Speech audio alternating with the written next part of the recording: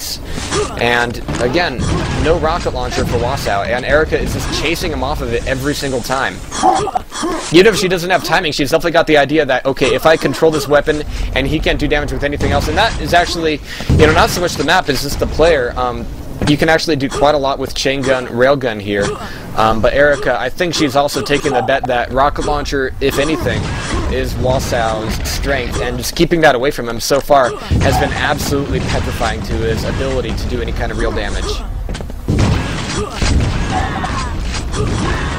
Why are people PMing?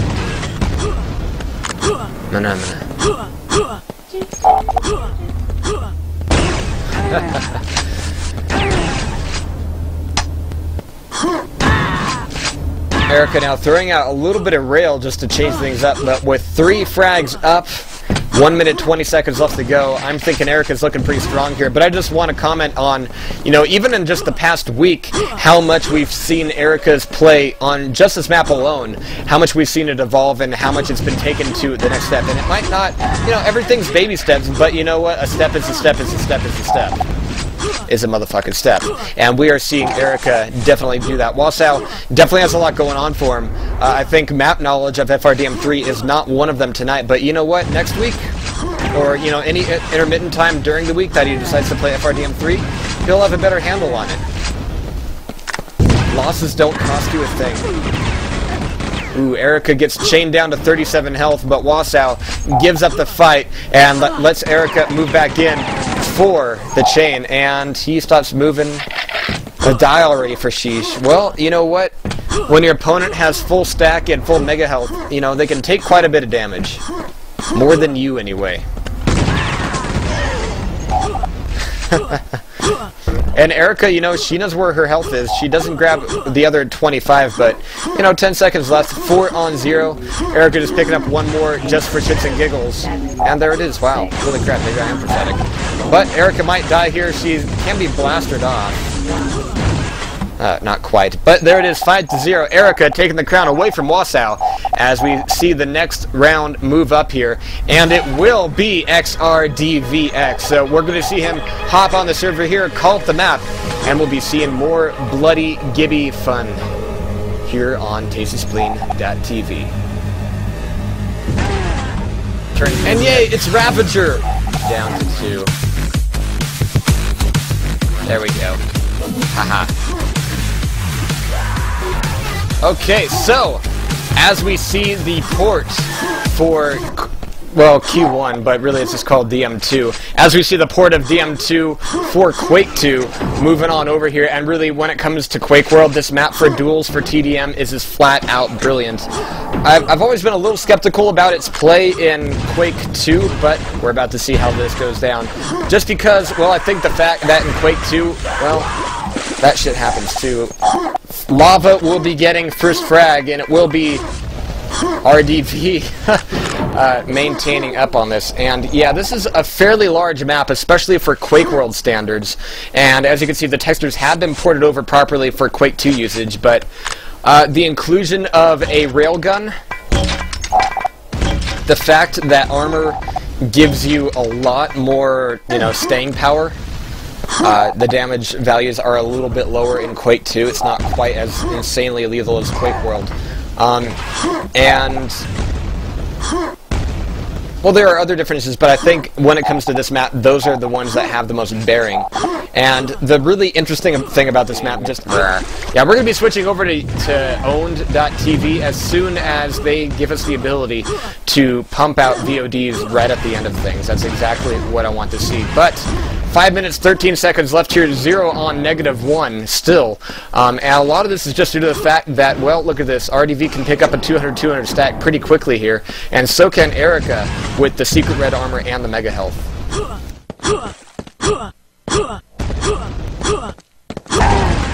Oh, and we're seeing rockets come down here in the quad room, or what usually is the quad room. But RDV is going to be backing out of that. Still at a really good stack, now down to 100 health. Erica was able to survive that as well. 125 and 150 for her. So Erica currently having the upper hand, but knowledge of where Yeah, their CDN is just kind of crappy. It really is. And they have all sorts of arbitrary restrictions that just really don't make sense. Ustream, for all of its faults, you know, you make an account on there, you start streaming, they leave you the fuck alone.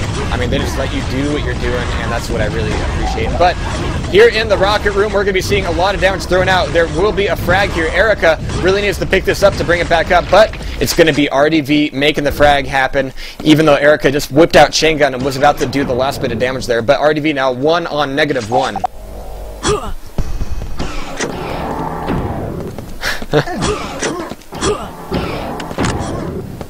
Yeah, and just like Venova pointed out, you know, live stream is much more susceptible to advertising and, you know, user limits and viewer limits and blah blah blah, and, you know, bitrate limits and all that random just bullshit stuff.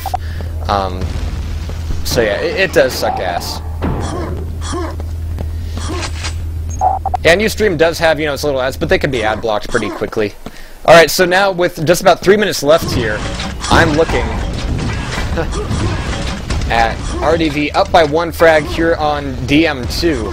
And really, you know, this map hasn't exactly been really dynamic for them so far, but I think, again, that just comes down to knowledge. And if they knew, okay, I need to be here right now, or I need to be here right now, we'd be seeing much more interesting play out of this. Not to say that, you know, these guys are horrible or anything, it's just that, you know, this map just isn't played very much in Quake 2, and really just the feel of it is so different than any other map. Even in Quake World, this map is just so different than anything else ever, period. Just in its size, in its item layout, in its pacing. It's just a very, very different kind of map. So it can feel a little awkward when you start to play it in Quake 2, and really I think it just needs a better texturing job. All the Quake 1 to Quake 2 conversions need better texturing, period. They deserve it. And better lighting, too. Jeez. Alright, RDV is going to be trying to chase out Erica here, not falling in the lava this time, but Erica, again, has the prediction rockets there. RDV trying to sneak in a rail, but has taken enough damage where he really doesn't consider it worth it to pursue at this point. And actually, if he does... Ooh, that was close. You need to be careful when you're choosing to go across there. RDV is going to be chasing into here, but Erica's going to be taking the secret door right out of there. RDV is going to be hitting the top of this instead and moving out, so Erica will be able to get away, but right now she needs to find a way to do damage to him instead of just avoiding damage, because right now she is down by 2, 1.5 minutes left on the clock.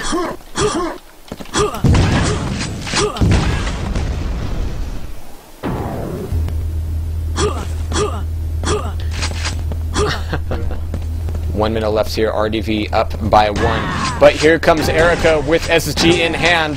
RDV, do not underestimate this. You will get raped if you try to do one-on-one SSG versus Railgun at close range. Now he backs away. Erica not quite coming in directly for the attack. And RDV is going to be knocked into the lava with 30 seconds left. You know what's ironic here? You know what's really ironic? Even in dual finals, like on Ownage that we just saw a few days ago, we can see... we see even like top players, Milton, Locktar, holy crap.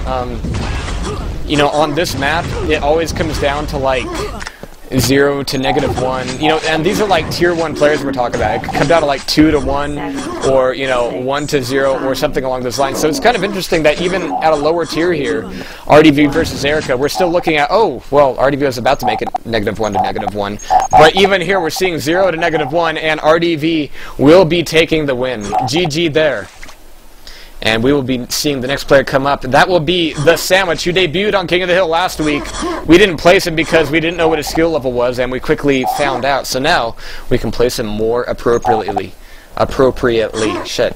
And we will be seeing this kick off here, and the Sandwich will be getting map votes in just a second. I'm gonna drink some Mountain fucking Dew.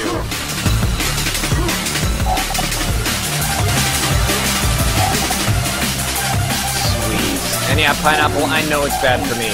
Like, Mountain Dew is one of those things you drink when you just don't give a shit. And tonight, I just don't give a shit about anything but this game going live right now. The Sandwich will be spawning water. That means yellow armor, super shotgun for him.